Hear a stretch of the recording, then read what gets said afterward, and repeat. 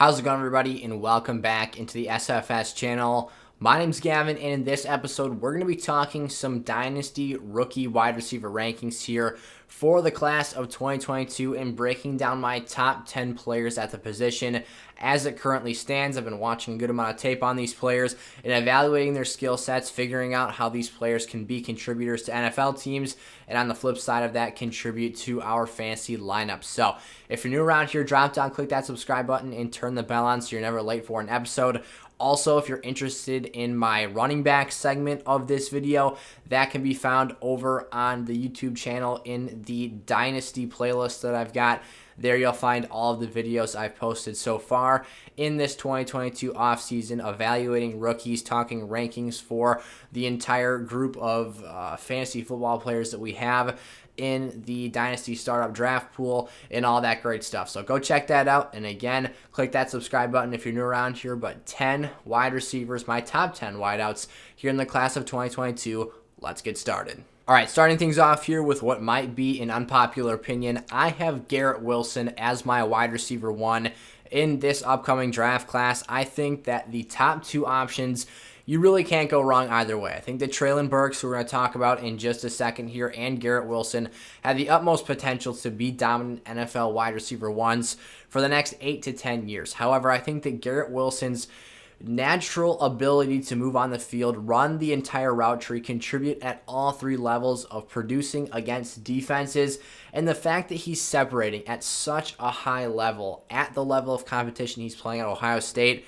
is really, really impressive to me. And I can't look past that. He's right in that awesome prototype range of being a 6 foot tall, 192-pound wide receiver. He's not an overly physically imposing body, but he's also not somebody that can be tossed around out there because he's no slouch at the position either. We've seen other players at this position who don't necessarily have the elite athletic profile and physicality traits of your Treylon Burkses, and even guys like a DK Metcalf, who are larger, more physically imposing wide receivers, come out here and be just as dominant, if not more dominant. Jamar Chase, a guy who is just over the 6 foot barrier for his height and isn't any massive wide receiver in terms of his frame per se. He's obviously a little bit thicker than that of a Garrett Wilson, but then you've got other guys with the similar build like a Devontae Adams who are killing it at the next level because they're able to perfect their route running and contribute. So I think that regardless of the quarterback situation Garrett Wilson gets into, he's going to be able to find success at all three levels of the defense, the short, the intermediate, and the deep passing game, and have a very, very successful and lengthy NFL career after being drafted in what I expect to be the very early stages of the first round. I think that Garrett Wilson will be one of the first wide receivers off the board in this year's draft. And then Treylon Burks here. Now, as we talked about, touched on him a little bit here. I have him as a very, very narrow second choice to Garrett Wilson. I've got them almost as my 1A and 1B prospect options, if you will. Obviously, we don't have any information on landing spot at this point in time, but obviously we have the tools and the traits on the table in Treylon Burks, the talent that we're looking for. And you've got a fantastic player who has a 6'3", 225-pound frame that obviously gives us a lot of upside, the utility in the red zone, the opportunity to be a menace after the catch, and to break a lot of tackles of defensive backs in the secondary. There's a lot of opportunity here. And I think that maybe at the end of the day, Treylon Burks might have a slight advantage in the ceiling category in terms of what he can ultimately be. But again, like I said, I think that both of these players are going to be fantastic. And to me, it's the smallest of differences between this number 1 and number 2 spots. That's not something I'm really looking too deeply into, or something I guess that you shouldn't look too deep into. It's more so a testament to just how great I think that these two players can be. He moves better, like I said, than his size suggests. Usually a 6'3" wide receiver, 225, nearly 230 pounds.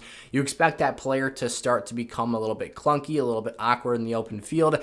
And Treylon Burks is not that player. He's a guy who at Arkansas we saw used underneath in the bubble screen game, swinging the ball out underneath into the flats and getting him out in the open field. So that's something I think that will contribute a great amount at the next level with NFL coaches and offensive coordinators knowing that ahead of time, that those are traits and qualities he possesses and can be used as not necessarily a one-trick pony who is a red zone player or someone who's just a field stretcher. So great things I think that contribute to his overall upside and utility here at this number 2 position.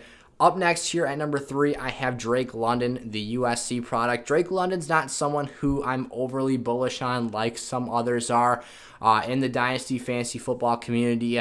Personally, I have question marks still about Drake London's ability to separate at an elite level at the next level. I know he's 6'5", I know he's 215. He has a great frame, and that frame gives him a lot of potential, and even more so than a Treylon Burks at 6'3", who has the opportunity to be a menace in the red zone. You've got an extra 2 inches of height, and I don't exactly know what Drake London's wingspan is, but on tape it looks pretty dang big because he's putting those arms up there and making some really impressive high point catches. So that's something I love to see on tape as well. However, that route running and separation is something that I come back to as a point of concern for me. You've got the things right on paper that aren't teachable, and that's the genetic factor, having that height, having decent speed for a guy that height. Now, he's not nearly as explosive in the open field as a Treylon Burks is, doesn't move quite as well, or even close to nearly as well as a Garrett Wilson. However, this is a player, again, that does bring a lot to the table. I will chalk some of the lack of separation I see on tape up to simply bad quarterback play, because there were times when London could be separating downfield, and I've seen this a few times here and there on the All-22 coaches film. He separates initially downfield, but having to wait for the ball to catch back up to him is something that has caused and allowed defensive backs to get back into phase. However, at the college level, they just don't have the manpower to defend a guy that's 6'5". So there's a ton of opportunity here, a ton of potential for a playmaker and a pass catcher with this level of size. It's going to come down to me in terms of how well he can refine that route running, how much separation he can get at the end of the day at the NFL level. However, I do think that his ceiling and his upside, and when you take into consideration some of the other factors I'm going to be breaking down with our next guy up on the list here and a couple more names down the board, London has a higher overall ceiling and potential because, again, touchdowns can be a huge part of his annual fantasy output, and having a frame that large inside the red zone is an invaluable trait to have. Jameson Williams at number 4 here, kind of that factor I hinted at was the ACL injury against Georgia, and that's something that matters because while 2 years from now, we can hopefully assume that Jameson Williams will be back to 100% health. Hopefully, will have recovered all of his burst and explosiveness. It's still going to have an impact on his draft capital.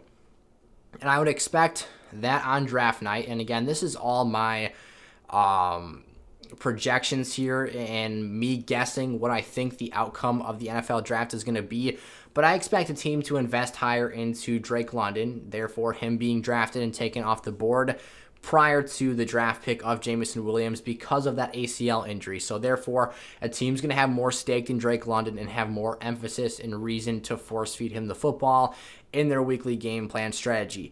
Jameson Williams is someone who I think has a fantastic skill set while he was healthy, flashed his explosiveness. He did that back at Ohio State as well before he transferred.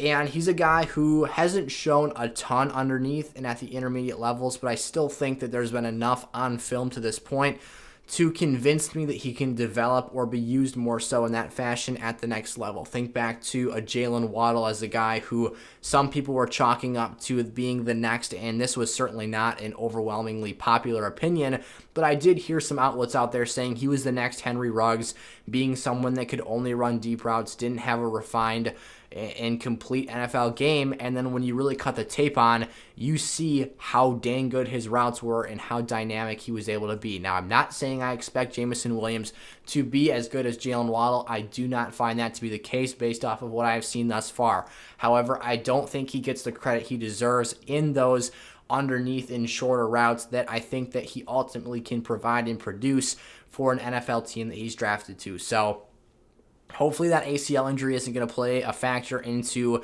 his availability for his NFL team here at the next level in 2022. That, of course, is something we have to take into account, though. But overall, the big picture, long-term, I expect Jameson Williams to be a fantastic long-term I don't want to call him a project because I don't believe that's what he is. I think of him higher than or more highly so than that. But I think he's got excellent potential here is what it comes down to at the end of the day, and has a really sky-high ceiling because of those athletic traits he flashed prior to the ACL. At number 5 here, I've got Chris Olave, a really smooth route runner, someone who's been fantastic on the deep ball throughout his career at Ohio State. Chris Olave marks in at 6'1", 189, so you're not talking about an overly large receiver. Again, right in that nice prototype range between 5'11 and 6'1. I think that's a great height to have your wide receiver builds at, especially these speedier guys who are explosive. I do think that he has the potential as well to bulk up, gain a few more pounds, and contribute a little bit more as a physical body, and that's not his game right now. That's not something that I expect to be a big emphasis at the next level. That's just a potential improvement in a hole I think he could fill in his game. But again, he has that elite big play upside. He's going to be someone that can stretch the field, and like a Jameson Williams, I don't think he is just solely a one-trick pony. If he gets tied to a big arm quarterback long term, though, that could be all the more fuel to the fire here and give us reason to invest into Chris Olave in our dynasty leagues and draft him sooner. I also think this is a name that goes in round 1 on the first day of the NFL draft, so I think that draft capital investment is going to be a big deal for him here at number 5. At number 6, I've got David Bell. Now, David Bell is someone who I could see succeeding in almost any offense in the National Football League because he's such a complete player and his skill set is so diverse in terms of what he's able to do. He's a really strong route runner. He runs basically every route in the route tree. He has really strong hands at the point of catch. And after the catch, he's pretty sneaky and can do some damage there as well. He's not nearly as elite of an athlete as the previous names we've stated on the list today. He does have a nice frame at 6'2", 210. Again, can morph and develop into a really, really strong wide receiver at the next level. But the main thing I have to say about David Bell here is that there are not many holes in his game. That's something you can't necessarily say about a Drake London, who might not have the elite athleticism that you see from other names on the list. Whereas we're talking about Jameson Williams and Chris Olave after that, I would say that David Bell has a much more refined and technical underneath route running tree than those two players do. So you can kind of see where the strengths of David Bell stick out in areas of weakness for other players ahead of him on the list. But again, that one thing that I don't see at this point in time is that elite next level speed, burst, and athleticism that you might like to. However, I believe the talent and traits he possesses are more than enough to get the job done at the next level. And I think he should be someone who I would be shocked, not shocked, that's not the right word, but I would be surprised to see David Bell go on day 1. I think he could be a strong day 2 pick. And again, that draft capital does play a part into the rankings here because obviously the higher, again, I said this earlier in the video, but the higher a team drafts and invests into a player, the more likely they are to try and feed him the football. At number 7 here, I've got a really, really fun name, Wan'Dale, or not a name, a fun player and prospect. The name is fun as well. Wan'Dale Robinson out of the University of Kentucky is someone who I've had an absolute blast watching on film. And I have very quickly fallen in love with his skill set, his dynamic use as a player, and I cannot wait to see what he does at the next level. I really hope he finds himself in a great situation because this is a guy who is really explosive in the open field. He's not a Deebo Samuel. I'm going to say that right here beforehand before I get into my next little bit about him, but he is a former running back at the college level, so he does have some experience breaking tackles. But again, the reason I say he's not Deebo Samuel is because he is not even close to as physical or as imposing of a frame as Deebo Samuel is, who is actually larger than anyone else in the 49ers running back room, despite his wide receiver status and being used more as a dynamic player there. However, Wan'Dale Robinson is a former running back at the college level, so does present some unique and dynamic utility here for us at the next level potentially. And again, someone really explosive who I think has a lot of potential to be used. He can separate and get open deep down the field. And again, I love what he does in this short passing game. That's kind of where you see the little bit of running back flash out of him. He's a guy who, although again, he's not super big and physically imposing at just 5'10", 185, he's a feisty guy. He gets after it. He puts his shoulder down. He runs hard, and he doesn't he's not one that you'll see scamper out of bounds and shy away from contact. He will get physical and try and get up into a defensive back. Doesn't necessarily mean that he always finds the highest level of success when doing things in those type of plays in that setting. However, this is a player who, again, the skill set is something I really like to see. His usage at Kentucky was something that almost reminded me a little bit of how the Dolphins used Jalen Waddle this year. A lot of bubble screens, a lot of underneath flat routes, getting the ball in his hands and letting him run out in space. That's a lot of what I saw on tape from Wan'Dale Robinson so far. And like I said, I've absolutely fallen in love with the skill set here. Draft capital is going to matter. Situation is going to matter. And like I said, he doesn't have the elite size of a Deebo Samuel, but he is someone who has a lot of skills and traits that I highly value here. So one of my favorite names to keep watching here throughout this draft process. George Pickens, the Georgia product here, national champion, is my next player up on the list here, the number 8 wide receiver I have. Pickens' game is a little bit more raw than some of the other players I've seen on the list, and the tape that I've seen from this past season hasn't really shown me much growth and development of his traits since his freshman year at Georgia. And I think that that's the biggest thing for me, is that for a player who looked like they were going to be off to the races and be one of the clear-cut top prospects in this draft class, I don't necessarily think that he's really done a ton to improve significantly and refine his game for the next level. And that is not saying that he hasn't done that work. Maybe he just simply hasn't been given the opportunity by the coaching staff to make plays in that setting. However, right now I see George Pickens as a great athlete with great size and a great frame. 6'3", 200 is a dream build for a guy that moves the way he does. And really all I've seen is a lot of vertical pressing routes and not too much work underneath. And that's something he's going to need to have as a part of his skill set, because if he lands in a situation with a quarterback who doesn't excel at throwing the deep ball, then you've got an asset on your hands who might be a talented player in his own respects, but doesn't have a guy that can get the football to him. So I want to see more from George Pickens here. I hope he lands in a spot with favorable quarterback play, someone that can launch him that football downfield, because I think he could potentially be a really special player. But it's going to boil down to that usage and what he ultimately ends up being tied to here out of this draft class. John Mechie is my number 9 wide receiver here, getting into our last two players. 6', 195 out of Alabama. Another Alabama wide receiver that suffered a season-ending ACL injury, so that stinks. That's going to be something that, like a Jameson Williams, becomes factored into his draft price, which is honestly the worst. I really feel for the players that have their draft capital and their draft stock impacted by injury, because obviously that impacts your bank account and the contract that you're able to sign as a rookie out of college, and being obviously a round 1 pick.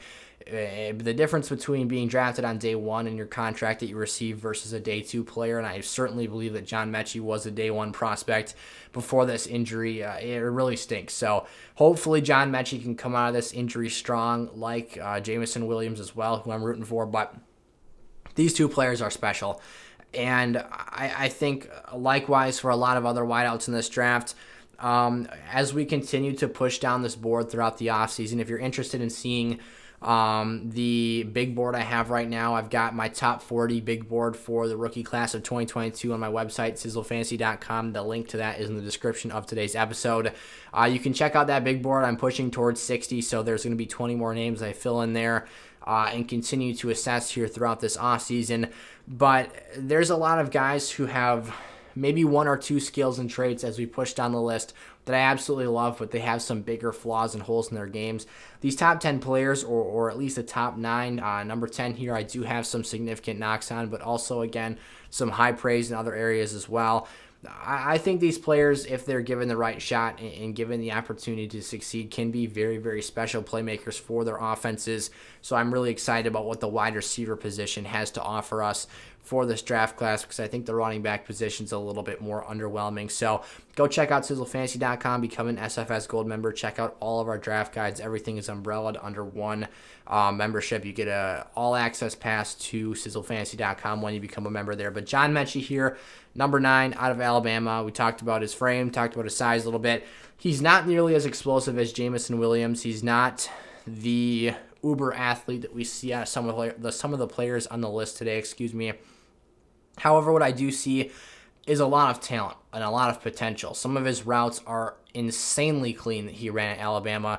And although he doesn't always create the utmost level of separation, the smoothness to which he runs his routes, the subtleness of some of the moves he makes at the top of the routes as he's about to break into the cut are really, really nice. So if he can come back and be the player that he was prior to the ACL injury, which a lot of players these days, unless you're an older guy, are seeming to do so at a higher and higher rate, I've got a lot of confidence in what John Mechie can be because, again, I did see a lot of things that I really liked from him at Alabama. Him and Bryce Young were a very good connection this year while it lasted, and I think that this is, again, a player who can make a big difference for a team and could potentially fulfill a number one spot in offenses. Obviously, their pecking order at the wide receiver position. So John Mechie, someone I'm excited about if he falls and lands into almost any situation. I don't think he's overly quarterback dependent. But then Jahan Dotson here at number 10, someone who personally I witnessed absolutely run over my Wisconsin Badgers here this fall. At Camp Randall Stadium, I had my head turned immediately after he had blown right through the defense on multiple plays that game, and he didn't even get the football in all the instances that he was creating 10 yards of separation from our corners. But this is a guy who is an absolute dominant deep threat. He's a burner. He's got that elite speed, that separation quality downfield. But again, the huge knock here is going to be the underneath game. And again, like I said with some other names, it could just be a lack thereof of not enough usage and opportunity to create space and to create production underneath. But on tape, we don't really have access to that stuff. And when it's not necessarily built into the offense and used that much, you do see him being used in the screen game, catching smoke screens, bubble screens, and whatnot. But that doesn't really tell me much about your route running at the next level. In terms of the underneath game, I want to see you running drag routes, in routes, out-breaking routes as well. Anything that just shows me that you have refined footwork and can move and get away from the best of the best when they are trying to defend you. So Jahan Dotson has a whole lot of athleticism at his fingertips to take advantage of. Again, he's got that elite burst, but I do think he's less dynamic than even some other deep threats on the list today, like a Chris Olave, who I think can bring a little bit more to the table with his size and his other skills that he possesses as well. All right, those are my top 10 rookie wide receivers right now in late February of 2022. So we're going to keep updating this list. I'm going to keep continuing to update the list on sizzlefantasy.com as well. I'll be having my Superflex rankings added onto that site in the very near future as well. And again, trying to push to have 60 prospects on that big board for you guys to take a look at. And that'll be a live sheet. So whenever I make changes on there, it should reflect that live on the site within an hour or so. So go check that stuff out. Leave a comment or question down the comment section below. If you have that, go check out the SFS community Discord as well. The invite link to that is in the description of today's episode. And I'll see you guys next time. Peace out.